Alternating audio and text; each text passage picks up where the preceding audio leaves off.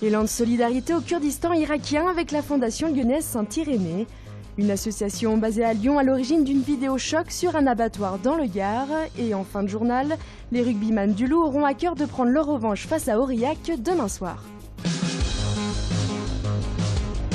On sent que les dons qui sont faits par les donateurs sont vraiment utiles. Puisque là, vraiment, on touche à ce qui est le plus important pour l'enfant, c'est son apprentissage. Et on construit quelque part l'avenir de l'Irak aussi ici.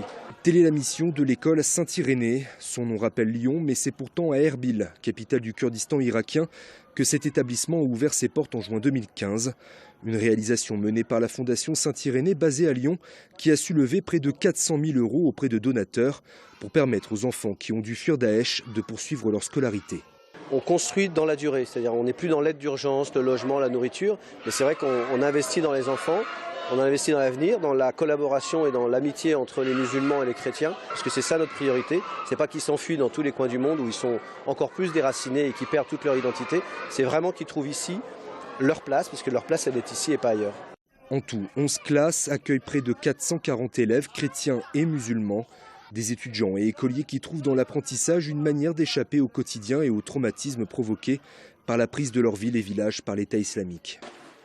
On est parti de Karakoche avec ma famille et ma tante. J'étudie beaucoup pour gagner des bons points comme les plus intelligents de la classe. J'ai dû quitter Mossoul pour venir me réfugier à Zahro à 4 heures de route d'ici. Je viens ici tous les jours et grâce à Dieu, mes études me donneront un avenir. À l'heure actuelle, près de 10 000 familles ont rejoint Erbil pour échapper à Daesh. Une vidéo choc sur les pratiques d'un abattoir dans le Gard dévoilée par une association lyonnaise, L214.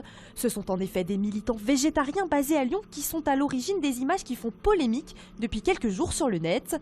On y voit des animaux agonisants et des moutons projetés contre des barrières, des méthodes que dénonce cette association. Notre volonté n'est pas de choquer, c'est de montrer. Et quand on montre des images d'abattoirs, forcément, c'est très choquant.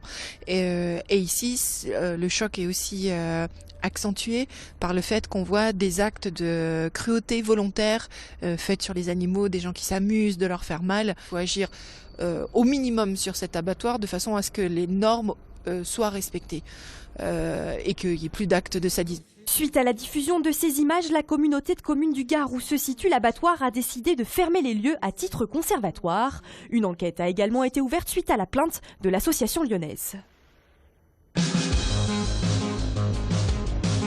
Parcourir la France afin de découvrir des innovations en matière de développement durable, tel est l'objectif de ces 4 étudiants toulousains.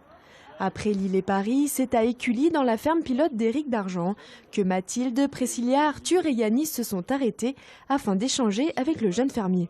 Alors nous, on choisit principalement des acteurs du changement. Donc on prend des organisations ou des projets citoyens qui montrent vraiment un nouveau modèle d'organisation basé vraiment sur une innovation et qui change des modèles actuels et de nos systèmes et qui sont quand même très performants et déjà bien mis en place et concrets. Avec son projet de ferme urbaine, organique et hors sol, Éric Dargent a mis en place différents procédés innovants, comme les colonnes de culture végétale.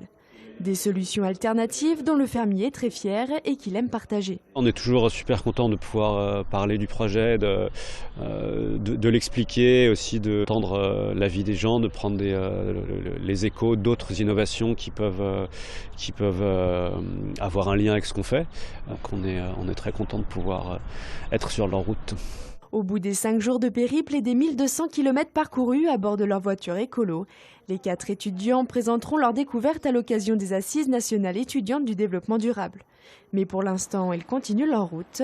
Ils seront demain à Montpellier. C'est terminé pour l'Asvel en FIBA Cup. Villeurbanne s'est incliné hier soir 88-78 sur le parquet d'Anvers en Belgique.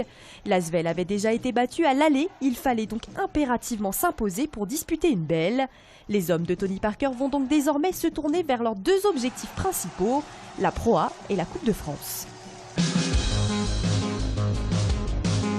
Un petit goût de revanche dans l'air. Le Loup affronte demain soir Aurillac, une des 2 seules équipes à avoir battu l'Ogre lyonnais cette saison. Les hommes de Pierre Mignoni sont donc prévenus. Pour garder l'invincibilité à la maison, il va falloir être irréprochable. Les objectifs, on les connaît, on sait que Aurillac c'est une très belle équipe, qu'on a perdu là-bas. Voilà, ils ont bien su nous contrer. Maintenant, on sait à quoi s'attendre. On sait que Aurillac ils vont venir avec des ambitions pour essayer de nous faire chuter une deuxième fois. Donc, à nous de nous mettre à leur niveau et d'essayer de faire le meilleur match possible. Leader incontesté de la Pro D2 à 17 longueurs d'avance de Bayonne, deuxième au classement. Pierre Mignoni tient malgré tout à garder son équipe sous pression jusqu'au bout. On prend les matchs après les uns après les autres, les blocs, chaque bloc en son temps. Donc voilà, on avance, on essaye de capitaliser le maximum de points pour essayer d'être champion. Mais pour l'instant, on n'y est pas. On continue. Voilà, on s'en approche, mais c'est pas du tout fait et loin d'être fait encore. La rencontre face à Aurillac aura lieu demain à 20h45 au Matmut Stadium.